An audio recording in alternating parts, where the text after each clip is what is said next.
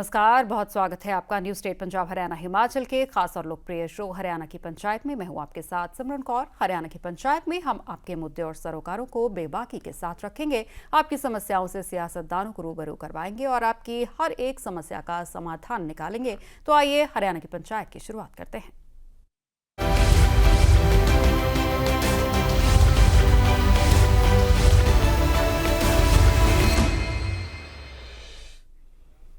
तो आज हम एक ऐसे सवाल पर बहस करने जा रहे हैं जो हरियाणा की बाढ़ से जूझती जनता के दिल से जुड़ा है। जी हाँ, एक तरफ जहां हरियाणा में लोग बाढ़ से परेशान हैं, तो वहीं राजनीति भी चरम पर है। मतलब ये कह लीजिए कि जनता पानी में डूबी है और नेता एक दूसरे से बहस में डूबे हैं। हरियाणा की सैनी सरकार बाढ़ पीड़ितों के लिए हर संभव मदद कर रही है, वहीं विपक्ष यानी कि कांग्रेस लगातार सरकार पर हमलावर है। अब कांग्रेस नेता अशोक अरोड़ा ने कहा है कि सरकार को बाढ़ के लिए विशेष सेशन बुलाना चाहिए ताकि हर विधायक अपने इलाके की हकीकत रख सके। वहीं सरकार का कहना है कि राहत कार्य पहले से जारी है, केंद्र भी मदद कर रही है और ऐसे में सेशन बुलाना सिर्फ जनता पर बोझ बढ़ाना होगा।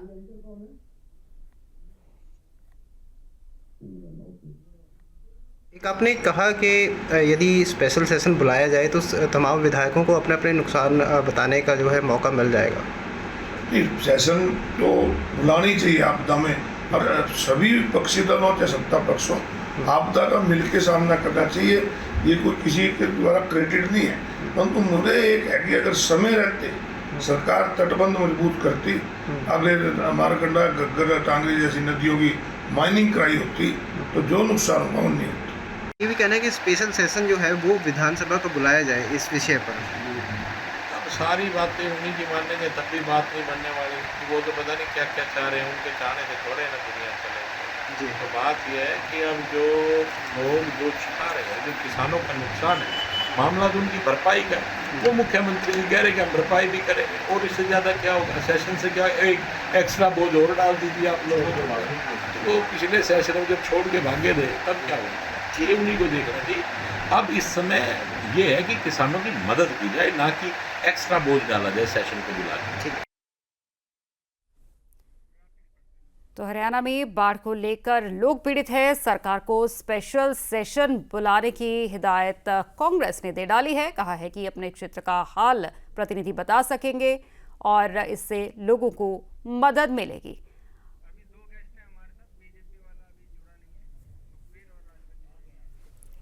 तो जिस तरीके से हरियाणा में भी नदियां उफान पर रही, चाहे वो यमुना नदी हो या फिर मारकंडा नदी, जिसके पानी का स्तर बढ़ने से आसपास के गांवों के डूबने का संदेह बना हुआ था। हालांकि कई इलाके पानी बढ़ने से डूबे भी, लेकिन राहत बचाव का काम भी लगातार चलता रहा और हरियाणा सरकार, खास तौर पर मुख्यमंत्री सैनी ने हर संभव मदद के लिए हाथ आगे बढ़ाया और पीड़ितों के लिए राहत का ऐलान भी किया। ऐसे में विपक्ष का कहना है कि ऐसी स्थिति पर विशेष सेशन बुलाना चाहिए ताकि हर एक जनप्रतिनिधि अपने इलाके का हाल सरकार के सामने रख सके।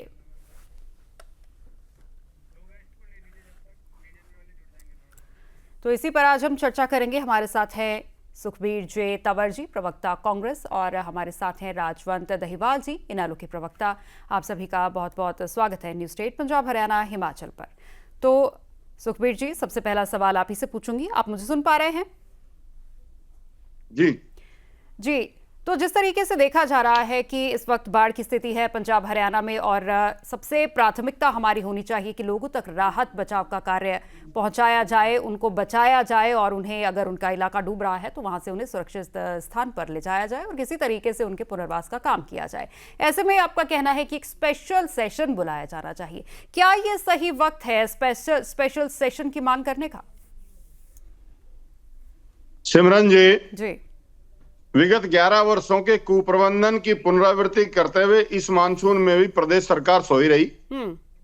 शहरों में, शहरी और गांव में किसान और फसलें डूब गए। ये प्राकृतिक आपदा के साथ साथ प्रशासनिक विफलता का भी ज्वलंत उदाहरण है। मौसम विभाग की सूचना और चेतावनियों की अनदेखी की गई। प्रदेश में जल भराव और बाढ़ की स्थिति नियंत्रण से बाहर होने पर सरकार की नींद टूटी।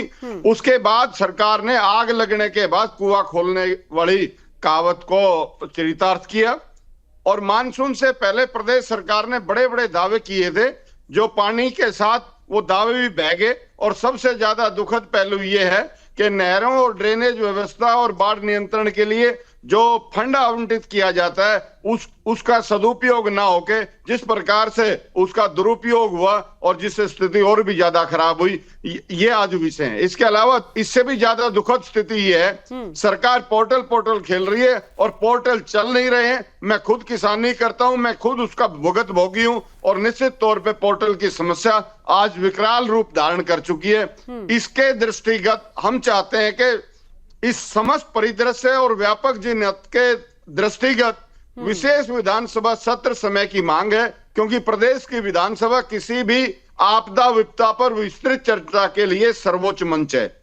हम विशेष सत्र में राजनीति नहीं, अन्नदाता और जन सामान्य के दुख और परेशानियों पर विस्तृत चर्चा चाहते हैं। अन्नदाता के खेत डूबे हुए, सड़कों पर पानी है, इसलिए विधानसभा में चर्चा जरूरी है। लेकिन और राहत विशेष बचाव का सत्र काम में जी राहत बचाव का काम भी लगातार चल रहा है सुखबीर जी, और आपने कहा कि बीते कुछ सालों की तस्वीर तो नहीं वो जी ये आप जो मर्जी अवधारणा बनाए, अभी जिस प्रकार से जनता ने स्वयं ये एक सागवान गांव का विषय था, सरकार की तो नींद टूटी नहीं। जब गांव के दूसरे गांव के लोग 50 ट्रैक्टर मिट्टी लेके पहुंचे, सरकार ने वहां कुछ भी नहीं किया, तो ये इस बात का उदाहरण है। इसके अलावा आज विशेष सत्र में राहत और बचाव का ये सरकार बता दे कि हमने क्या क्या किया। हर विधायक को अवसर मिलेगा कि भाई मेरे क्षेत्र में क्या हुआ और सरकार के क्या प्रबंधन था, क्या नाकाफी था, काफी था। इनको डर किस बात का है? देखिए, निश्चित तौर पे जिस तरह से पोर्टल नहीं चल रहा है उस पे भी जवाबदेही है और मुआवजा राशि उसके अनुसार होनी चाहिए, नुकसान के अनुसार। ये जो ऊंट के मुंह में जीरे की घोषणा हुई है, इससे भारतीय राष्ट्रीय कांग्रेस कदापि संतुष्ट नहीं है। और सरकार को डरने की क्या बात है? चर्चा से भागना आज जनता का अपमान है। सुखबीर जी, जवाब ले लेते हैं, समाधान निकालना जरूरी है। प्रदर्शनी जी हमारे साथ हैं, भाजपा प्रवक्ता। प्रदर्शनी जी, आपका बहुत बहुत स्वागत है। तो दो बातें कही यहाँ कांग्रेस प्रवक्ता ने। एक तो पोर्टल की बात कही कि पोर्टल लॉन्च किया है, पोर्टल चल नहीं रहा, और आम किसान जो है, जो इतना टैक्स सेवी नहीं है, वो पोर्टल पर कैसे अपने जो स्थिति है वो एंटर कर पाएगा, बता पाएगा, डेटा बता पाएगा। और दूसरी बात ये रही कि स्पेशल सेशन की मांग की जा रही है। कांग्रेस का आरोप है कि जो राहत बचाव कार्य प्रदेश सरकार कर रही है वो नाकाफी है, उसके बारे में उस पर चर्चा के लिए एक विशेष सेशन बुलाना चाहिए। जी, आपको नमस्कार जी, और आपके चैनल को देखने वाले सभी दर्शकों को भी मेरा सादर प्रणाम, पैनल में बैठे हुए साथियों को भी। देखिए, सबसे पहली बात कि कौन सा पोर्टल नहीं चल रहा है? सरल पोर्टल चल रहा है, बाकायदा चल रहा है। मैंने कल भी चेक किया है। क्षतिग्रह पोर्टल क्या नहीं चल रहा है? ऐसा तो है नहीं, बिल्कुल चल रहा है। लोग अपनी समस्याएं बता रहे हैं और उसमें डाल भी रहे हैं बाकायदा। हमारे पास पूरा डेटा है। प्रॉब्लम ये है कि कांग्रेस जो ये बार बार बोल रही है कि इसमें इनको सेशन करना चाहिए, तो मुझे लगता है कि इसमें इनका ये झलकता है कि किस तरीके से ये आपदा में अपॉर्चुनिटी देख रहे हैं। आपदा में ये देख रहे हैं कि किस तरीके से इनको अपॉर्चुनिटी मिले अपनी राजनीति गरमाने का। इसमें और कोई बात नहीं है। क्या ये समय विधानसभा चुनाव चलाने का है? ये क्या इसी तरीके से विधानसभा सत्र चलाना चाहते हैं जिस तरीके से पिछली बार इन्होंने वॉकआउट किया और जो भी ड्रामे करने थे वो ड्रामे किए इन्होंने? आप ये देखिए कि एक सेशन की, विधानसभा सत्र की एक मर्यादा होती है, एक प्रोटोकॉल होता है। इन्होंने कैसे हंगामा किया था पिछली बार, ये सबसे किसी से छुपा हुआ नहीं है। इतना ही इनको अगर डिसिप्लिन होता या सदन चलाने की इनको चेष्टा होती तो क्या ये इस किस्म का मीडिया ड्रामा करते, हाईलाइटिंग करते? नहीं किया। जबकि सारे मंत्रीगण, मुख्यमंत्री जी साफ साफ ये बोल रहे थे कि आप अपने प्रश्नकाल में हमसे जो भी प्रश्न पूछेंगे हम जवाब देने के तैयार हैं। बेसिकली मैं आपको बताऊं, एक्चुअली फैक्ट ये है कि इन लोगों को, कांग्रेसियों को अपनी राजनीति गरमानी है और ये राजनीति गरमा नहीं सकते क्योंकि यहाँ तो एक्चुअली में ये आपदा है, यहाँ पे तो काम करना पड़ेगा। मैं जानकारी के लिए बता दूं आपके चैनल के दर्शकों को कि 660 ट्रकों को तो मुख्यमंत्री जी ने खुद अपने हाथों से भिजवाया है, जितने भी आपदाग्रस्त क्षेत्र हैं। हमें सेंट्रल गवर्नमेंट से भी बहुत बड़ी राहत मिलनी है। हमने यहाँ पे भी एक बहुत मेजर फंड, जितने भी लोगों की क्षतिग्रह हुआ है उनको हम लोग दे रहे हैं। उसके बाद भी और जब मुझे ये भी मुझे बहुत हास्यास्पद बात लगती है जब कांग्रेसी ये बात बोलते हैं कि हम कम दे रहे हैं पैसे या 1 एकड़ पे इतना देना चाहिए, इतना देना चाहिए। मैं दर्शकों को ये भी याद दिला दूं कि ये जितने किसान हितैषी हैं, इनका किसान हितैषी इसी से दिखता है कि अपने समय पे जब इस किस्म की आपदा आई थी तो हमें याद करना चाहिए कि कांग्रेस ने 1 रुपए, 5 रुपए और 3 रुपए जैसे घटिया मजाक किसानों भाइयों के साथ किया था।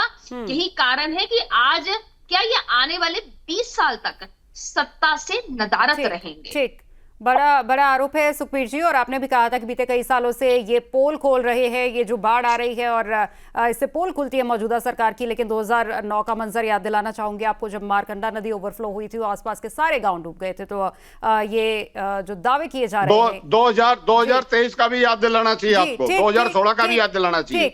निरंतर 11 वर्षों से राजवंत जी हमारे साथ हैं, राजवंत देवाल जी नेलो प्रवक्ता हमारे साथ है। राजवंत जी, स्पेशल सेशन की मांग की जा रही है और ये भी आरोप लगाए जा रहे हैं कि जो प्रदेश सरकार राहत बचाव कार्य कर रही है वो नाकाफी है। तो क्या आप सहमत हैं कांग्रेस से कि स्पेशल सेशन बुलाना चाहिए, और क्या ये सही समय है स्पेशल सेशन बुलाने का? क्योंकि यहाँ पर तो दायित्व बनता है जनप्रतिनिधियों का कि वो अपनी अपनी कॉन्स्टिट्यूएंसी में जाएं और लोगों की मदद करें। देखिए, ये तो सरकार को पहले से ही चेतावनी भी मिली थी कि भाई इस बार भारी बारिश होगी। तो भारी बारिश होने का जब उनको एक संकेत मिल चुका था तो सरकार की जिम्मेदारी भी ये बनती थी कि कम से कम वो अपने ड्रेनेज को प्रॉपर ठीक करे, अपने जो मशीनरी है उसको दुरुस्त करे, और जो नहरों की सफाई वगैरह अगर प्रॉपर कर लेते तो कोई कहीं ना कहीं जो बाढ़ से बचाव के लिए जो उनको अपना काम करना था वो काम प्रॉपर नहीं कर पाए, और जिसका खामियाजा हरियाणा की जनता को भुगतना पड़ा। आप सबको पता है कि लगभग 6000 गांव बाढ़ की चपेट में पूरे हरियाणा में हैं। तो हम तो यही चीज कह रहे थे, रोज इस चीज पे डिबेट हो रही है कि सबसे पहले हरियाणा को भी बाढ़ग्रस्त प्रदेश घोषित करना चाहिए और विशेष राहत पैकेज हरियाणा को मिलना चाहिए। दूसरी चीज एक ये आ रही है कि ये खामियाजा हरियाणा की जनता को भुगतना पड़ रहा है और लापरवाही सरकार की थी। अब सरकार कह रही है कि हमने जनता के लिए काम कर रहे हैं, जनता के लिए दवाइयां भेज रहे हैं, जनता के लिए ये कर रहे हैं वो कर रहे हैं। लेकिन एक चीज इनसे पूछिए कि आपने कल एक लिस्ट भेजी थी कि भाई हम जनता को या किसानों को किस प्रकार से मुआवजा देने का काम कर रहे हैं। मैं एक छोटी सी चीज बताना चाहूंगा उसका, कि मृत्यु पर 4 लाख रुपए और क्षतिग्रस्त अगर मकान हो जाता है तो 1,20,000, और इनिशियल स्टेज पे अगर कोई क्षतिग्रस्त हो जाता है तो 10,000 रुपए, अगर ज्यादा नहीं फसल हानि के ऊपर 15,000 रुपए, दुधारू पशु 37,500 और दूध न देने वाले ये 32,500। एक छोटी सी चीज आप समझने के काम करें, और ये अपनी बीजेपी की प्रवक्ता भी बता के एक बार जरूर जाए कि कोई किसी का मकान अगर क्षतिग्रस्त हो गया तो क्या 1,20,000 में उसके मकान की भरपाई हो सकती है? इनको ये चीजें ध्यान नहीं है। क्यों? क्योंकि इनको ये ग्राउंड पे काम नहीं करते, इनका काम है कागजी कार्रवाई करना। दूसरी चीज, एक 10,000 में अगर किसी का मकान अगर इनिशियल स्टेज पे अगर डैमेज हो गया, चाहे उसमें दरार आ गई या कहीं धंस गया, तो क्या 10,000 में उसकी मरम्मत हो सकती है? नहीं हो सकती। दूसरी चीज, एक 37,500 करके किसी का पशुधन का नुकसान हो गया, गाय का, भैंस का, हमें सबको पता है क्योंकि हम ग्रामीण परिवेश से आते हैं कि आज 1-1, 1.5 लाख रुपए की भैंस गाय आती है, 70-70, 75,000 की दुधारू पशु आते हैं, उनके लिए कह रहे 37,500। और एक बड़ी और बात बताना चाहूंगा आपको, प्रधानमंत्री जी यमुनानगर में आए थे, रैली के लिए स्थान लिया था उन्होंने, 50,000 प्रति एकड़ मुआवजा उन्होंने उस जो रैली के लिए जो स्थान लिया था उन किसानों को दिया था। उस समय तो उन्होंने रैली की जरूरत थी, 50,000 प्रति एकड़ मुआवजा देने का काम किया, और अब 15,000 रुपए प्रति एकड़ मुआवजा देने का काम कर रहे हैं। इनको ये नहीं पता कि उस समय ऐसा क्या था और आज ऐसा क्या लग गया यहाँ पर जो इतने कम समय कम कैसे दे रहे हैं। उनका मतलब इनकी जो मंशा है उनकी मंशा के ऊपर हम सवाल उठा रहे हैं, और वो सवाल इसीलिए हम कह रहे हैं कि विधानसभा में अगर जो बात आएगी तो कम से कम हर जनप्रतिनिधि अपनी बात वहां पर रख सकता है और सरकार की वहां पर पोल खुलती है। इसलिए ये कहीं ना कहीं ये ऐसा काम करने से पिछड़ रहे हैं। दूसरी बात एक और आती है कि ये कहते हैं कि हम गाँव में जा रहे हैं। मैं बार बार वही चीज कह रहा हूं कि भाई आप बार बार कह रहे हो कि हमारे संगठन को मजबूत करेंगे, हमने ये प्रकोष्ठ का गठन कर दिया, हमने वो प्रकोष्ठ का गठन कर दिया। एक प्रधानमंत्री जी मन की बात करते थे और उसके संयोजक बनाते थे कि मन के बात के संयोजक। मैं आज निवेदन करता हूं आपके माध्यम से कि प्रधानमंत्री जी एक बार किसानों के मन की बात सुने, और जो आपकी जो टीम है, आपके मुख्यमंत्री हैं, आपके मंत्री हैं, या और जो आपके पार्टी के पदाधिकारी हैं, उनको जनता के मन की बात सुनने के लिए एक बार ग्राउंड में भेजने का काम करें, ताकि पता चले कि जनता को कहां पर क्या कुछ मिल रहा है और कहां उनको दिक्कतें परेशानी हो रही है। ये चीजें नहीं कर पाएंगे, क्यों? क्योंकि इनको पता है कि अगर ये जनता के बीच में जाएंगे तो शायद ये पिट के ही वापस आएंगे, क्योंकि उनका खामियाजा इनको भुगतना पड़ रहा है और अब गलती ये अपनी मानते भी नहीं है। उसके बाद कह रहे कि जवाब ले लेते हैं रजवंत जी, जवाब ले लेते हैं। प्रियदर्शनी जी, आरोप वही है कि जो मुआवजा भेजा जा रहा है, पहली बात वो नाकाफी है और इस पर जवाब नहीं बनेगा, इसलिए स्पेशल सेशन सरकार नहीं बुलाना चाह रही। सॉरी, आखिरी प्रश्न क्या पूछा आपने मैम? जी, विपक्ष का यही कहना है कि जो मुआवजा दिया जा रहा है वो नाकाफी है लोगों के लिए, और जिनके घर टूटे हैं उनको जो मुआवजा दिया जा रहा है वो एक मजाक है उनके लिए, और जब सरकार से इस बारे में सवाल पूछे जाएंगे तो सरकार से जवाब नहीं बनेगा, इसलिए सरकार स्पेशल सेशन नहीं बुलाना चाह रही। मुझे वही मैंने कहा ना कि मैंने अपने पहले सेगमेंट में भी ये बात बोली थी, हास्यास्पद बात है। आप भी बहुत सीनियर जर्नलिस्ट हैं, आप बता सकती हैं कि 5 रुपए ज्यादा होते हैं या 1 लाख रुपए या 3 लाख रुपए या 4 लाख रुपए? आप ही बताइए, ज्यादा बड़ा अमाउंट कौन सा है? अगर मैं बताऊं, अगर मैं नर्सरी के बच्चे को भी पूछ लूंगी तो वो भी बता देंगे, लेकिन सवाल उनका भी वाजिब है प्रियदर्शनी जी, जिनका घर टूटा है, क्या 1,20,000 में घर किसी का बन सकता है? 1 लाख रुपए क्या सफिशिएंट है? हमने यही कहा है साफ साफ, मुख्यमंत्री जी की जब प्रेस कॉन्फ्रेंस हुई थी तब हमने ये साफ साफ, मुख्यमंत्री जी का निर्देश है साफ साफ कि ये सुविधा हम दे रहे हैं। इसके अलावा भी अगर कोई लाभार्थी है जिसको ये चीजें चाहिए, इससे ज्यादा अमाउंट चाहिए, तो वहां पे भी सरकार मदद करने के लिए तैयार है। मैं अभी आपकी डिबेट में आने से पहले कांग्रेस का ऑफिशियल हरियाणा का पेज देख रही थी। एक फोटो एक पिक्चर मुझे नहीं दिखाई दी जहां पर कोई भी इनका जिला अध्यक्ष, और मैंने तो 6 साल रेवाड़ी, महेंद्रगढ़, रेवाड़ी, गुड़गांव ग्रामीण, गुड़गांव शहरी, ये जितने भी जिला, अटेली, ये सारे जिला अध्यक्षों का देख लिया। एक जागरण में गए हुए थे, एक किसी बर्थडे पार्टी पे गए हुए थे, एक कुछ वकीलों की कोई सभा पे गए हुए थे, दो जिलाध्यक्ष वकीलों की किसी सभा पे गए हुए थे। नाम नहीं लेना चाहती हूँ कौन से कहाँ के, पता है तंवर साहब को पता होगा मैं किनके बारे में बोल रही हूँ, ठीक है। इनमें से एक भी जिला अध्यक्ष ने क्या फ्लड डोनेशन कुछ किया है, क्या कुछ सामग्री भेजी है अपनी तरफ से? अभी कुछ दिनों पहले, कल परसों ही रणदीप सुरजेवाला जी की स्टेटमेंट आई थी, वहां पे वो बोल रहे हैं कि सरकार की जितनी भी, जो विपक्ष की आदत होती है, और रणदीप जी की तो वैसे भी हवाई की आदत होती है, वो ज्यादातर दिल्ली की राजनीति में ज्यादा सक्रिय है, ना कि धरातल की राजनीति में वो हाई प्रोफाइल नेता है। लेकिन वो ये बात भूल गए कि उनके बेटे अभी इस समय सिटिंग कांग्रेस के एमएलए हैं।